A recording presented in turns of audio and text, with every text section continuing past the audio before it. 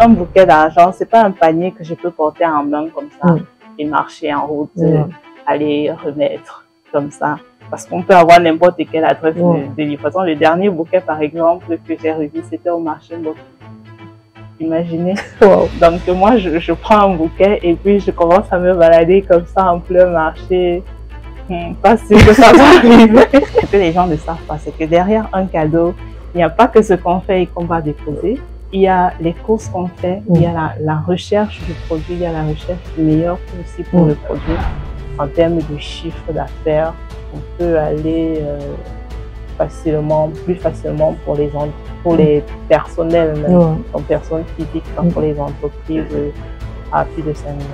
Combien d'entre vous prendront le risque d'abandonner leur emploi pour se lancer dans l'univers de l'entrepreneuriat?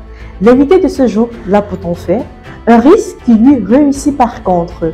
Elle a décidé d'abandonner son emploi pour se lancer dans l'événementiel. Avec quoi? Avec des paniers surprises, des événements qu'elle organise, mais surtout de l'émotion qu'elle crée. Pourquoi est-ce qu'elle a décidé de lancer une telle activité? D'où lui vient cette idée et comment aujourd'hui elle s'en sort et réussit à faire un chiffre de 5 millions par an juste grâce à des paniers cadeaux? Les réponses, c'est tout de suite après les génériques dans le coin de l'entrepreneur.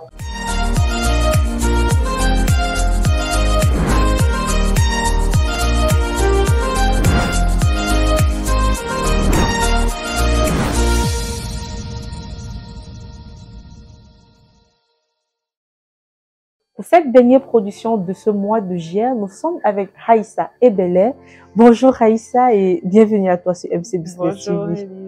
C'est un plaisir pour nous de te recevoir. Merci, plaisir partagé.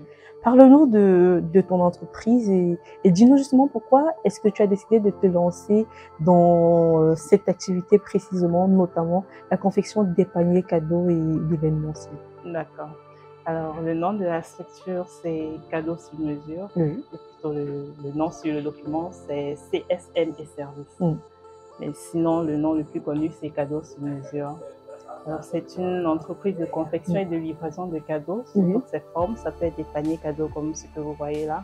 Ça peut être des box ou ce que j'appelle cadeaux individuels. Ça peut être juste un petit cadeau qu'on donne à la personne. Et voilà, c'est pour particulier et c'est pour entreprise aussi. Ce sont nos deux types de clients. Concernant comment je me suis lancée là-dedans, en fait, c'était un cadeau un an avant que j'avais eu à confectionner moi-même pour un proche que je connaissais bien. Entre-temps, j'avais également vu un panier sur Internet. Donc, je me suis lancée dans la recherche de tous les intrants pour pouvoir faire moi-même et offrir.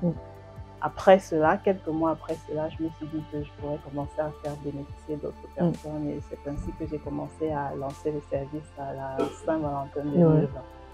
Voilà. Et comment est-ce que le service prend de l'ampleur et déjà, d'où vient l'idée de donner ce nom cadeau sur mesure?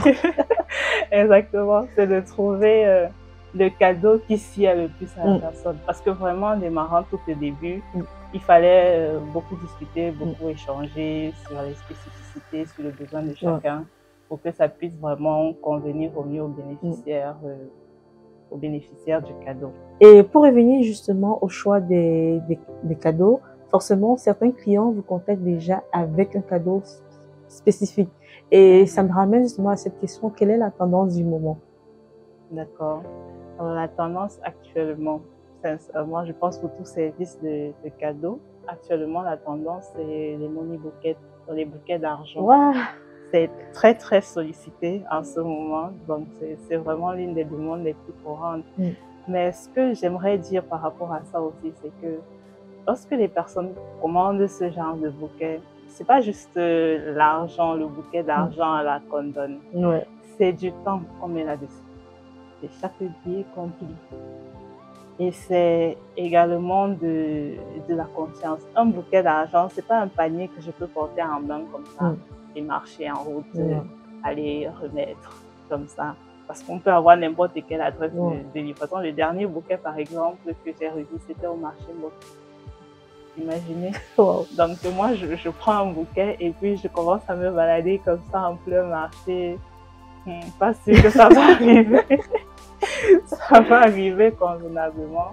Donc, c'est du temps qu'on met derrière et voilà, c'est une certaine sécurité aussi. Donc, c'est ça par rapport au la personne qui reçoit, lui, il s'est dit qu'il reçoit juste des billets, mais derrière, vraiment, c'est de la confiance, c'est du temps. C'est du temps. C'est même quelque chose de très minutieux parce qu'après, tu dois aligner les chiffres, etc. Donc, les étoiles là sur l'argent, c'est compliqué.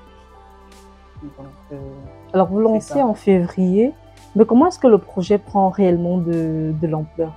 Alors, c'est d'abord mon entourage qui m'a encouragé vraiment lorsque j'ai lancé en février et je ne faisais que pour des occasions ponctuelles. Donc, en février 2020, c'était la Saint-Valentin. Ensuite, j'ai fait la fête des mères en mars 2020, la fête des pères en juillet 2020. Donc, entre-temps, je ne faisais pas du tout de cadeaux. Je me consacrais à l'activité que je faisais. Je travaillais en ce moment-là, donc je me consacrais à ça. Et puis, après la fête des pères, donc, le besoin a commencé à venir. Donc, c'est vraiment les clients là de ces 3 périodes-là qui me demandaient, tiens, est-ce que tu ne fais pas pour un anniversaire? Est-ce que tu ne fais pas pour telle ou telle occasion? Et c'est vraiment de là que c'est parti comme ça. Rien n'a été calculé ou programmé. Donc, tout est parti d'un cadeau à un proche, après un cadeau à un proche. On a dit, ah, pourquoi pas développer l'idée? Pas encore, on ne s'y accroche pas encore, doucement, doucement. Et subitement, la demande, elle est forte. On se dit, pourquoi pas s'y consacrer totalement. Mais est-ce que vous avez lâché votre... parce que vous avez dit que vous travaillez dans une entreprise. Est-ce qu'aujourd'hui, vous avez laissé justement votre poste pour pouvoir vous consacrer entièrement à ce business-là? Au jour d'aujourd'hui, oui. Mais à ce moment-là, pas encore. J'ai continué à combiner avec mon travail et mon activité secondaire pendant 2 ans encore. Donc, jusqu'en fin 2022. Où je combinais vraiment. Mais décembre 2022, j'ai donc décidé intégralement de me donner à fond, à 100% dans le projet et porter ça le plus haut possible. Alors, cadeau sur mesure, c'est également trouver le cadeau qui sied à la personne. Mais comment vous y prenez et comment vous réussissez justement à faire le mélange là pour trouver satisfaction auprès de vos clients? Déjà, c'est à partir de l'échange avec le client. Il nous donne un minimum d'informations possibles par rapport aux bénéficiaires. Donc, les basiques, c'est connaître son sexe, connaître son âge, sa tranche d'âge. Il faut aussi que le cadeau puisse coller à la circonstance. Je veux dire, quelqu'un qui est peut-être pour un état de maladie, on ne va pas lui apporter un gâteau d'anniversaire. Donc ça, c'est tellement classique. Et maintenant, c'est connaître aussi si la personne a vraiment de petites préférences. Également, si c'est un cadeau comestible, il faut qu'on sache si la personne a des allergies, si la personne suit un régime strict, parce qu'il y a également des types de cadeaux pour ce type de personnes. Donc, c'est vraiment qu'on nous donne un maximum d'informations et ensuite, nous, on vient avec des propositions et on vient avec des propositions de cadeaux également non comestibles, personnalisés. Peuvent être comme des mugs, comme des porte-clés, comme des gouttes, des agendas. Donc, quelque chose qui sera unique à la personne même, avec peut-être son nom dessus ou peut-être un surnom ou une affirmation qui lui parle. Et là, si on décide d'aller par exemple sur un cas pratique, disons je vous contacte et je vous dis j'ai besoin de vos services pour offrir un cadeau à Nathan par exemple. Et je ne connais pas personnellement ce que Nathan aime, mais je souhaite vraiment lui offrir un cadeau. Comment est-ce que vous allez vous y prendre pour satisfaire la demande, ma demande, mais aussi satisfaire Nathan qui reçoit le cadeau? Alors, déjà, je sais que Nathan, c'est un homme. Vous allez me dire si avec Nathan, c'est dans le cadre professionnel ou c'est dans le cadre privé. Quelle est la nature de votre relation. Mais maintenant, si vous ne le connaissez pas beaucoup, ça veut dire que ça peut être très souvent dans le cadre professionnel. Donc, on va aller plutôt sur des types de paniers assez classiques, constitués peut-être d'une liqueur ou en fonction de aussi, comme je vous ai dit, des spécificités. Il y a des personnes qui ne consomment pas d'alcool. Donc, c'est les petits détails sur lesquels on insiste. Il faut quand même s'appuyer pour... On va aller sur quelque chose d'assez classique. C'est un homme, si c'est avec alcool, par exemple, on va préférer du vin rouge. Donc, des petites tendances comme ça. Et quels sont justement les critères de sélection pour garantir une offre de qualité? Parce qu'on ne va pas quand même aller choisir n'importe quoi, pardon. Ça, c'est bien. Effectivement.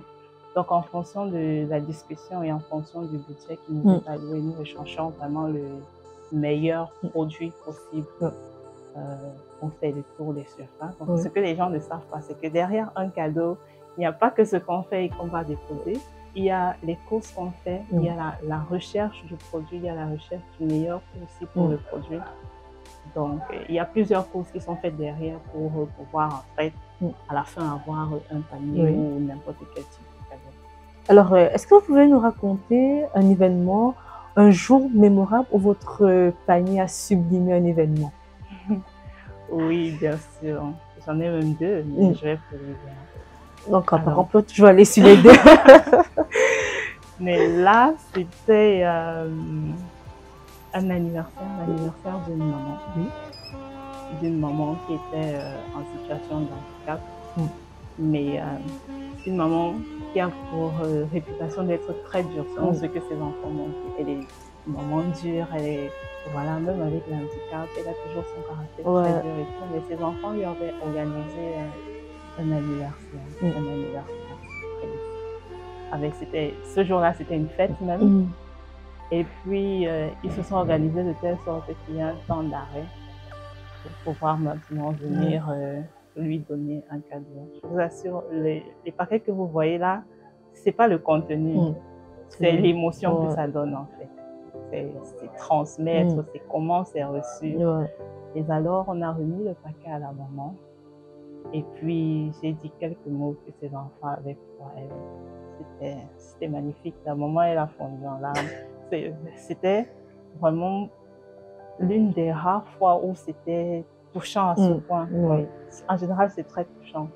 Mais c'est que cette maman-là, vous voyez le genre de maman qui a souvent le visage serré là, même quand tu la vois. Elle était dans presque la fête, jamais. mais elle était... Pourtant, elle n'est pas en colère. C'est juste que son visage est comme ça. Mais voilà, elle s'est détendue, elle a pleuré, elle a embrassé ses enfants. Et c'est de voir que vraiment, elle ne se laisse pas abattre. C'était super, vraiment. Voilà. Et la deuxième expérience? La deuxième expérience, ça c'était du côté corporate. C'était en début de cette année où j'avais une commande d'un client, entreprise, et il fallait donc, très souvent, ils récupèrent aussi les cadeaux eux-mêmes. Mais là, ils nous ont confié le fait de la livraison. Donc, avec mon équipe, on a fait le tour de la ville ce jour-là pour livrer du nord au sud, de droite à gauche. On a vraiment marché et c'était des personnes souvent très difficiles d'accès. Donc autant on a souvent souffert à certains endroits, non seulement pour retrouver même parfois le lieu exact, mais sinon pour trouver la personne. Et puis on arrive, on donne, certains sont plus ou moins froids. À la fin de cette journée, on s'est dit, ouf, elle est terminée.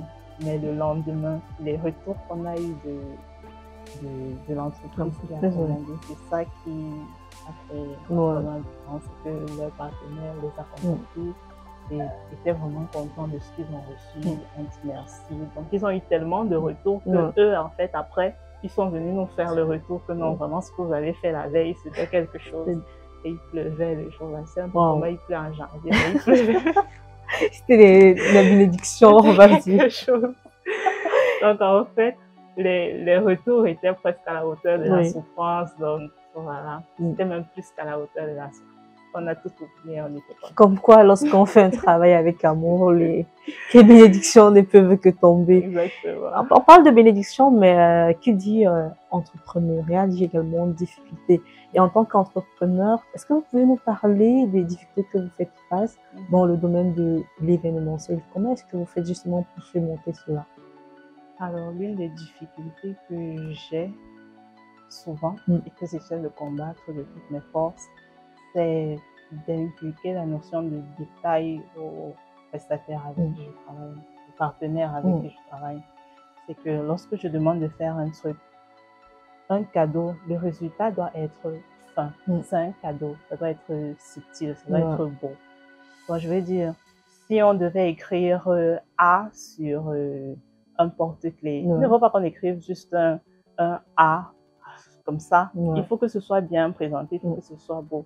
Il faut que on écrive exactement comme j'ai demandé. Même si le nom est compliqué, on doit pas oublier un J ou un E. Donc ça gâche tout. On doit seulement reprendre. Donc, c'est que les personnes avec qui je travaille, quand le relais doit être fait, il faut qu'ils aient aussi le même sens du détail, de l'attention que j'essaye d'apporter, qu'ils fassent aussi bien que lorsque je ne suis pas derrière le dos. C'est quelque chose. L'autre deuxième difficulté, c'était de trouver des packaging de gift box, mais vraiment qui soient soft, qui soient fins. C'était un peu difficile à trouver parce que à un moment on parlait de la rareté du papier, et à un moment tu trouves des trucs qui sont faits mais la qualité est un peu moyenne. Mais j'ai remarqué aussi que de plus en plus il y a des personnes, il y a des prestataires qui le font et qui font quand même quelque chose de bien. Donc, sur ce plan-là, on essaie de s'améliorer. C'est tout bénéfique pour les entreprises du secteur du service cadeau. Et en quoi Cadence sur mesure se démarque de ses concurrents, notamment également sur les paniers que vous offrez? Quelle est la différence justement par rapport à ce que les concurrents proposent? D'accord. Par rapport à nos concurrents, déjà, je pense que nous sommes abordables. Mine de rien, nous sommes abordables. Nous avons des paniers dans tous les jeux à 10 000 francs, comme un panier de fruits, et ensuite d'autres types de paniers à partir de 12 000 francs. Et nous avons également des cadeaux individuels à partir de 5 000 francs. Donc, je veux dire, pour quelqu'un qui a un revenu vraiment moyen, qui aimerait faire plaisir, mais n'aimerait pas trop se ruiner, il peut trouver son compte chez nous. Maintenant, à côté, notre force aussi, c'est le suivi, le service client. Donc, on peut avoir livré un panier, on peut avoir livré un cadeau, je sais pas, une montre ou n'importe quoi, un mug.